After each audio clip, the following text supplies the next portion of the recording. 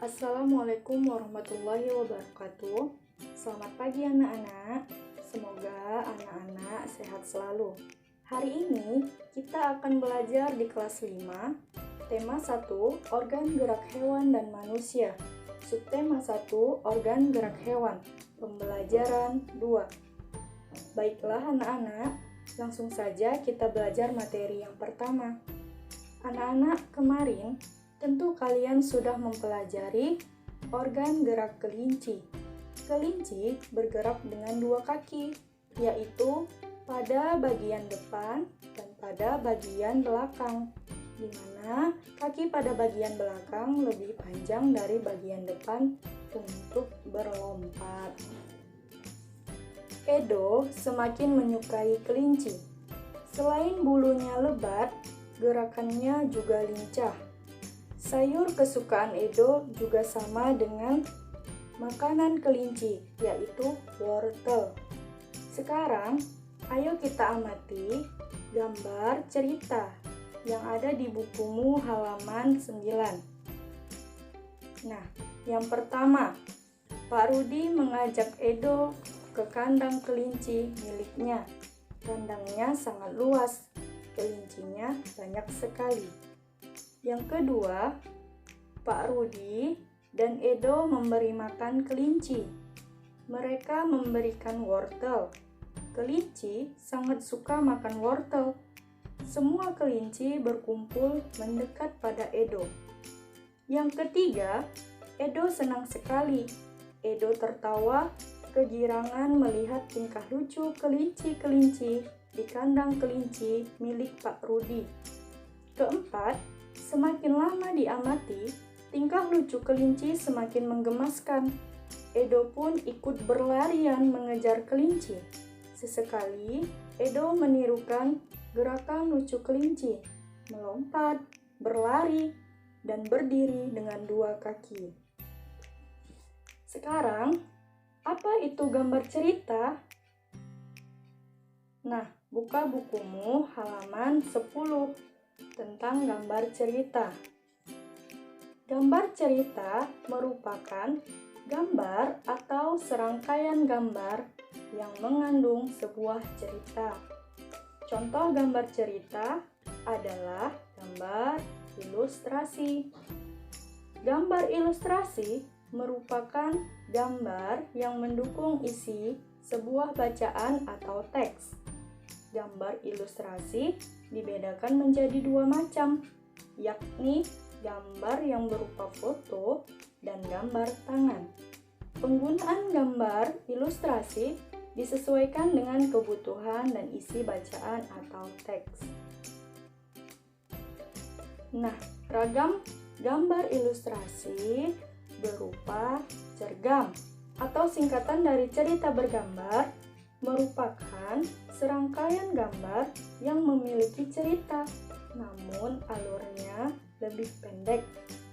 Yang kedua, komik. Komik merupakan gambar berurutan yang membentuk alur cerita. Teks ceritanya padat dan ringkas, disampaikan lewat percakapan, bersifat lucu dan menghibur. Yang ketiga, pamflet. Pamflet merupakan tulisan yang disertai gambar ataupun tulisan yang tidak disertai gambar, bertujuan untuk menyampaikan pesan atau informasi kepada pembaca.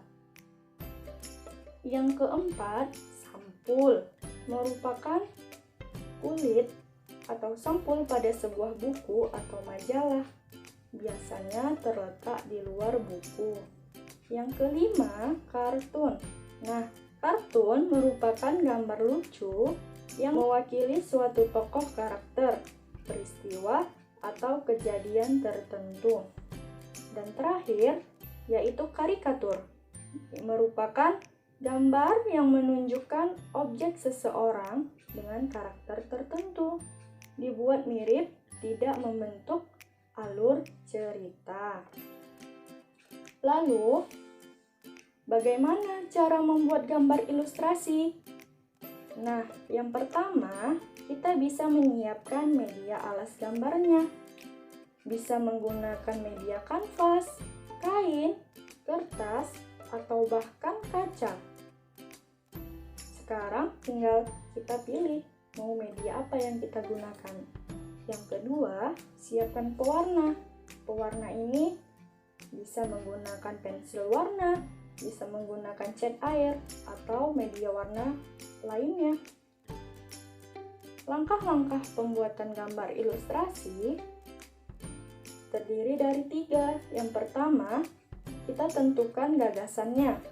Gagasan bersumber dari bacaan. Setelah menentukan gagasan, tentukan peristiwa yang akan digambarkan. Kemudian, siapa saja tokohnya dan bagaimana suasana, serta media yang kita gunakan. Yang kedua, sketsa atau membuat sketsa. Sketsa merupakan rancangan dari gagasan yang dibuat. Biasanya memperhatikan tata letak dan ukuran dari objek yang akan kita gambar atau yang digambar. Yang ketiga, pewarnaan. Dapat dilakukan dengan 2 cara. Yang pertama, memberi warna sesuai dengan aslinya. Dan yang kedua, memberi warna berdasarkan imajinasi sendiri. Nah, kalian dapat menggunakan cat air, cat minyak, pensil warna, spidol, dan lainnya. Setelah kalian memahami tugas ilustrasi, tugas kalian di rumah adalah buatlah gambar ilustrasi dengan tema hewan kesayangan. Bukalah bukumu pada halaman 11. Nah, sebelum kalian membuat gambar ilustrasi, kalian buatlah terlebih dahulu bacaan atau teks dengan tema hewan kesayanganmu. Kerjakanlah pada buku latihan masing-masing. Anak-anak, masih ingatkah kalian bagaimana kelinci bergerak? Bergerak dengan kaki depan dan kaki belakang yang lebih panjang dan kuat untuk berjalan dan melompat. Sekarang, bukalah bukumu tema 1 halaman 12. Kemudian pada halaman 12 ada 3 gambar cerita tentang kelinci yang harus kalian cermati. Nah, setelah kalian mencermati gambar tersebut, selanjutnya tugasnya menjadikan gambar tersebut atau rangkaian gambar tersebut menjadi sebuah cerita yang berurutan. Selanjutnya, apakah kalian tahu bahwa kelinci merupakan hewan mamalia? Hewan mamalia tergolong hewan vertebrata, yaitu hewan yang memiliki tulang belakang. Nah, selain kelinci yang tergolong hewan vertebrata, adakah hewan vertebrata lainnya di sekelilingmu? Tentunya ada hewan-hewan vertebrata yang ada di sekitarmu. Coba amati dan identifikasi organ-organ atau organ gerak hewan vertebrata tersebut. Misalnya sapi, burung, kelinci, kadal, monyet, dan lain sebagainya. Nah, tugas selanjutnya, bukalah bukumu halaman 14. Kerjakan latihan yang ada di tabel, yaitu membuat nama organ gerak hewan dan fungsinya. Setelah mengetahui macam-macam organ gerak dari hewan vertebrata, coba anak-anak simak bacaan pada halaman 16 di buku temamu. Seperti berikut. Gerak ikan dalam air. Ikan memiliki sistem gerak yang unik. Sistem gerak pada ikan berbeda dengan hewan vertebrata yang lain. Hal tersebut dikarenakan habitat ikan adalah di air. Salah satu bentuk tubuh yang paling banyak dimiliki oleh hewan air adalah bentuk rudal. Bentuk tubuh ini memungkinkan ikan meliuk ke kiri dan ke kanan. Bentuk tubuh ini juga berfungsi untuk mengurangi hambatan pada saat berenang di dalam air. Nah, ikan dapat berenang karena memanfaatkan bentuk yang unik. Ikan memiliki gelembung renang dalam tubuhnya yang berguna untuk mengatur gerak naik dan turun. Berdasarkan bacaan teks gerak ikan dalam air pada halaman 16, selanjutnya pada halaman 17, temukanlah ide pokok dan kalimat pengembang pada setiap paragrafnya. Nah, anak-anak, sekian materi pelajaran yang Miss sampaikan hari ini. Semoga apa yang Miss sampaikan bisa dipahami dan bermanfaat.